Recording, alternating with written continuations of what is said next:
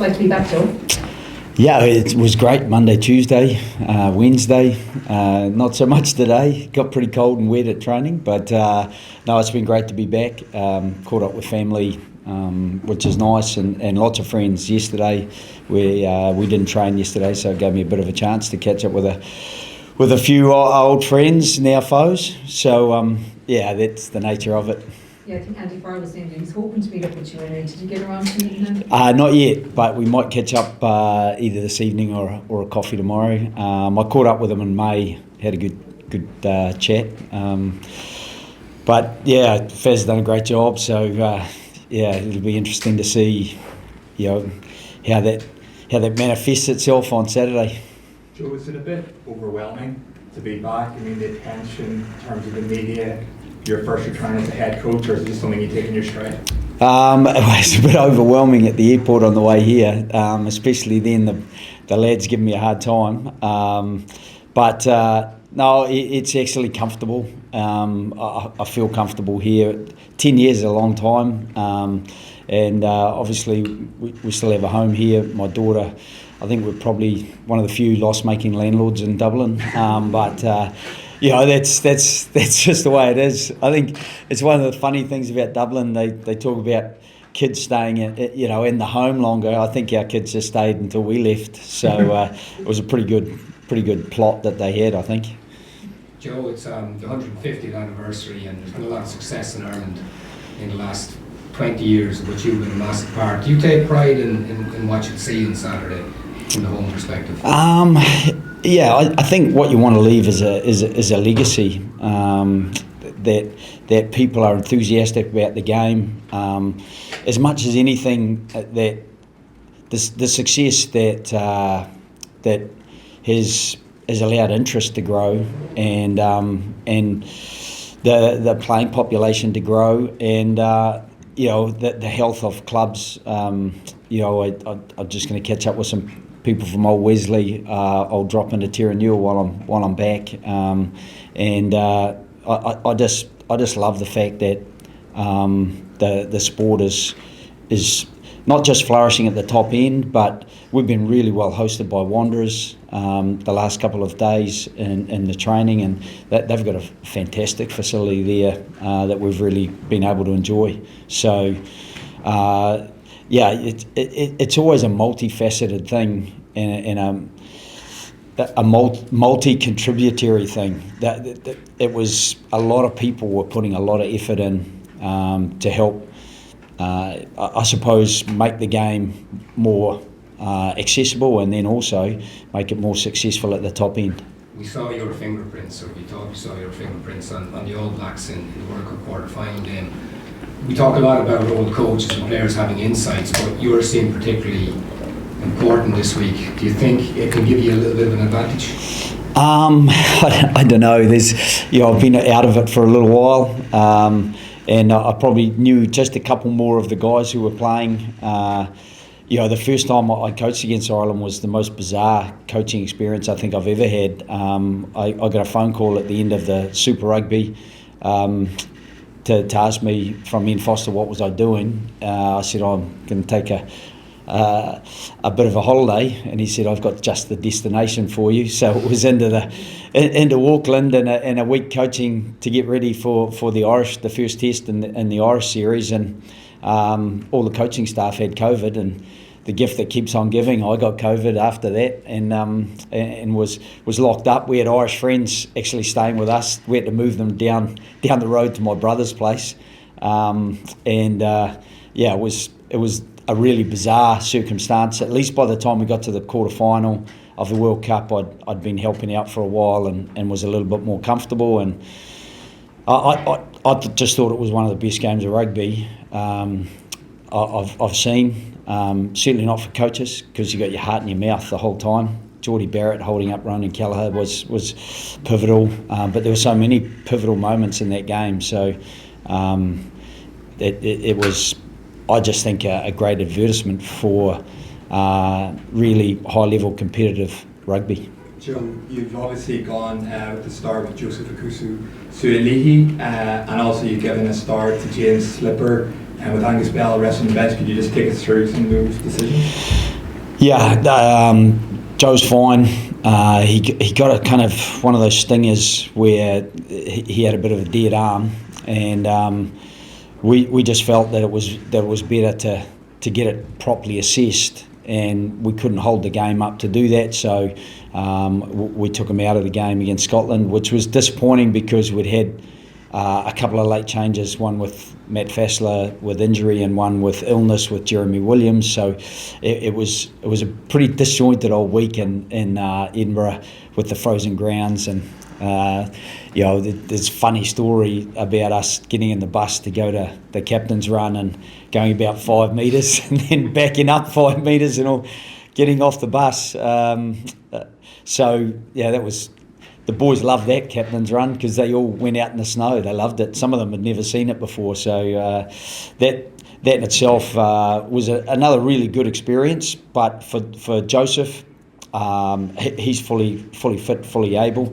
And I think what you will have seen if you look right through the last 4 games, we have been looking at different combinations, and we've shifted things by 4 or 5 players every week because we've got the eye on the immediate prize, and we want to be as competitive as we can be, but at the same time we know we've got to build some depth in preparation for the British and Irish Lions next year. And so that was always the brief for me coming into the job, because that's a massive series for the Wallabies and for the Australian public, because when the masses come in and the expats that are already there, I just think it has the opportunity to really promote the game and be a fantastic occasion for competitive rugby. Joe, when you got the Wallabies job, you talked about how important it was for rugby to have the Wallabies back as a top force in the game.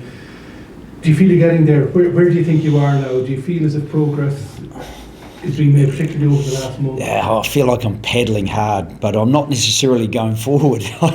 But I think we're keeping our head above water. And so, we've demonstrated we can be competitive with some really top teams. 31-28 in the first Bledisloe Cup game.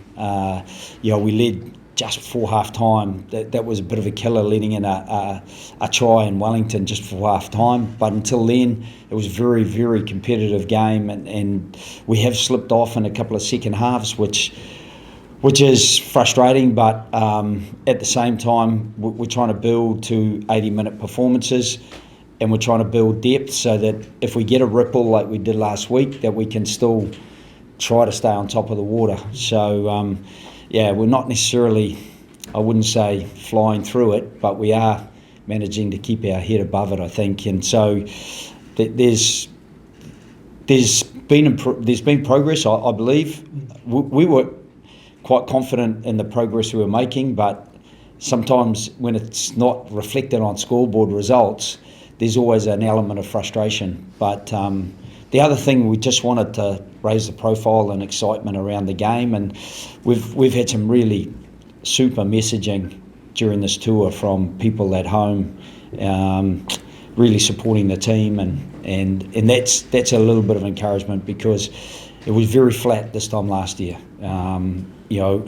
The 2 wins over Portugal and Georgia, but then big losses to the likes of Wales and missing out obviously on the playoffs at the World Cup was very deflating, and the players they were quite fractured at the start. I didn't really know them at the start. I didn't even know the staff. There was only 2 staff really from the year before, so it's been a complete makeover, and so we're still getting to know each other really. Joe, you had such a big influence on so many of these Irish players, and even earlier this week, Paul O'Connell was saying they still reference things you would have coached around areas like the breakdown. But in terms of style of play and game plan, in what ways is Ireland team different to the team you left in 2019?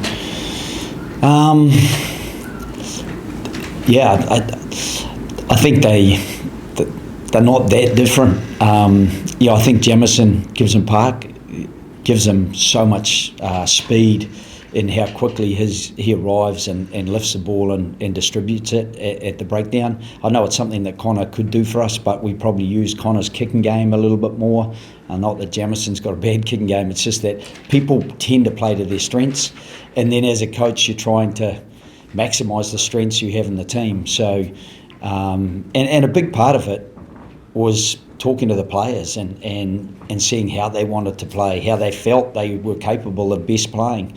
And it's been the same with the Wallabies. You know, we sat down and we had a leadership group that we put together, and we nutted out amongst us how do we best utilise the resources we've got and get people re-energised about it. As I said, it was quite deflated, and we wanted to try to re-energise the playing group. And the leaders have done a great job of that. And you know, when you've got experience like the likes of Mike Cron and Laurie Fisher, you know, you've got Jeff Parling, who's a real kind of scientist around line out options, and Owen Toolin, who I first worked with here in 2013 with the Irish team, you know, and he left to go to Australia just after that, and 10 years later you end up working together again. Joe, it feels like a sort of homecoming for you. What's your sense of Saturday and stepping back, you personally, into the Aviva? Will there be apprehension, or do you feel the overriding emotion will just be focused on winning here? Yeah, there'll be apprehension because I have that every week. I even have it before training. Geez, I hope we don't break someone today. I hope the boys get some confidence and some rhythm here today. And so I try to be pretty transactional, pretty pragmatic on game day, but there'll be some emotion in it for me for sure. In terms of the legacy, you mentioned it there, and we've spoken to Paul O'Connell just now, and he's saying he takes so many pages out of your book. But I don't know if you've seen or read, but Johnny Sexton saying effectively, right up until his last game, the voice he had in his head was your voice. And I wonder just how that makes you feel when, as iconic a rugby player as someone like Sexton says, you have left the biggest single blueprint on his game that any coach has. Geez, I feel sorry for him. If he had my voice still in his head, hell, I mean, I worked with Johnny for 10 years, so it's probably the longevity of the relationship, and also that we would bounce backwards and forwards with ideas. I really enjoyed the Leinster period because we had some really good contributors to how we play the game with Brian O'Driscoll. Isa Nathaiwa was a big influence as well, and even I think both Dricko and Johnny would say that he was influential in that team, and even just around, you know, being a blunt force instrument. Brad Thorne, there was a whole lot of guys in that era that were really influential. Sean O'Brien as a player was freakishly good through those Leinster years, and unfortunately we didn't probably get to see the maximum of him in a green jersey, but the blue jersey he was virtually unstoppable in a couple of those years. So I think all those guys have helped mould Johnny and allow him to probably understand the game, understand himself, and understand that he needed to contain himself a few times, and sometimes he just didn't anyway. But that was part of what really was a catalyst for the team and the passion in the team. And he brought that, but he also brought the cold-blooded kind of clear decision making that you need. So, geez, if he's still saying that, I feel sorry for him. But I would have to say that he was fantastic to work with. A really incredible, skillful and competitive, with a fantastic understanding of the game.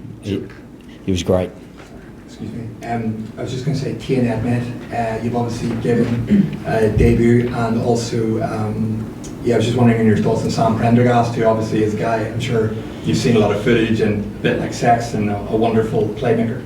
Yeah, I was talking to Richie Murphy 2 years ago, and he was saying, wow, this kid can play. And so Richie had that time with the under-20s, and they were hugely successful. So, you know, I still look at Ireland and I think, wow, there's all these kids coming through that were very successful in the under-20s. I think they went back-to-back Grand Slams in the 20s, which is a hell of an effort, and then got through to, you know, those top rungs in the Global Junior World Cup. So that's probably he's at the apex of that group of young players who are really exciting. But again, he got his debut obviously against Fiji, and I thought did really well. And Faz must have thought he went all right as well, I suppose, because he's put him back in against us, and that's a real confidence. I'm not saying it's ever going to be easy for him, but imagine having Jamison Gibson Park and Bundy Okia, inside outside, Robbie Henshaw right there, Caelan Doris further in. He's on a really good hinge of experience, I think. So while his experience isn't great, I think the people around him, they've got fantastic experience. Joe, what are pipelines like in Australia? You're talking about the Irish supply chain. What are they like in Australia? Yeah, they're a little bit clogged at the moment, and the pipeline has become a little bit fragmented and probably narrow. And what we're trying to do by getting people excited about the top end is probably capture a few more of the players that may otherwise have gone to rugby league. It's a pretty constant threat. There are 18 rugby league teams that play in the NRL, not all of them based in rugby areas or in Australia, but that's a constant battle. Obviously, Joseph, even being over here, experiencing what he's experiencing over here, it's very hard to do that in the NRL. Rugby is a much more, I think, global game. So he's been pretty excited about getting out and getting into the rugby circle, and so there may be other youngsters coming through the school system at the moment, just like Joseph did. He went through King's School, played rugby union right through school, but was also captured by the Roosters rugby league team and played really well for them. So we'd love to get a few more of those guys, but the players who actually come out of schools and are highly competitive, and even I went to a club that had 6 senior teams, the most senior teams I'd ever had in Sydney, and there are kind of green shoots, and I suppose it's our responsibility as the Wallabies to make sure that we can provide a bit of sunlight for those green shoots.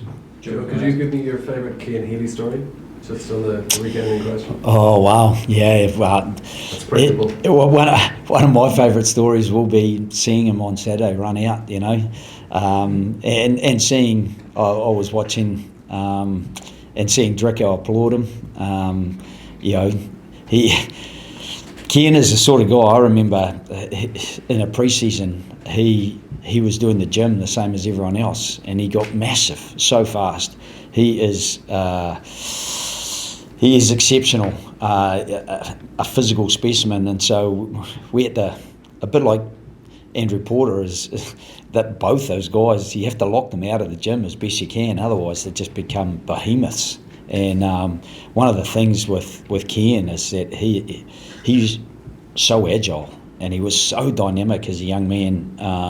When I first got to Leinster, probably a memorable moment was we were playing Claremont in a semi-final to make the final against Ulster, and it was in Bordeaux, in France. You're up against it. Claremont were at the height of their powers, and we played a set play with Isaac Boss going around the back, and the pass from Ricard Strauss going back into Rob Carney, and there's Cian on his shoulder trying to overtake him.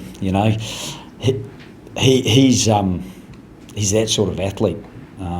He was lethal close to the line. The opposition couldn't stop him, and we couldn't get the ball off him. He'd just grab it, roll his sleeves up, and go to work. So, yeah, there's a few others, but I'll leave those. Last couple. He can put them in his book. Did you ever think you would outflank Draco in terms of gaps? No, I massively respect it, but it looks like Lou said he's up against the Caps record holder for the Wallabies as well. So I think that's a great thing, and they're both loose head props, you know. So maybe there's something to be said about loose head props. They know how to get that longevity. So I think with Slips playing in the weekend and Ken Healy, I'm pretty sure that we'll catch up afterwards, and those two will just share a bit of hydration. Last one with John, please. Joe, I was just wondering, Tane Edmed, you're giving him the debut, and what is it you've seen in him that makes you think he's ready for such an important test match? Yeah, he's grown in confidence. He's hugely commits to knowing his role and trying to learn from the others around him. Again, for us, having Len Nitkato outside him, Jake Gordon, there's good experience there, and Tate McDermott, who's captained the Wallabies, albeit he's only a young man. So there'll be good experience around him. And I think one of the things for us is that we came on tour, and amongst the coaches, we were pretty committed to make sure that everyone who was originally selected in that tour squad was going to take the field. He will be our 19th debutant for the season, which is an attempt to grow that player pool. I think one of the things that I learnt in Leinster is that in my first year I was so bitter they take half your players, but then you found kids like Geordie Murphy and these young men that were just so keen to get through and get involved, and Sean O'Brien gets taken for Ireland, and suddenly Josh van der Fleer gets a start, and 5 years on, Josh van der Fleer is at the top of his game, and unfortunately 8 years on, he's still at the top of his game, and I'm on the other side. So, those are the opportunities that emerge. And I just think with the Wallabies, we wanted to try to really grow the group this year, galvanise the group as well, so that we can be as competitive as we can next season. And I honestly believe that it will be a fantastic occasion next year. And I know that Faz and I having a coffee in May, we talked about, hoping that it would be the right sort of spectacle. So I think both coaches are committed to it, and I think both teams will be committed to that as well.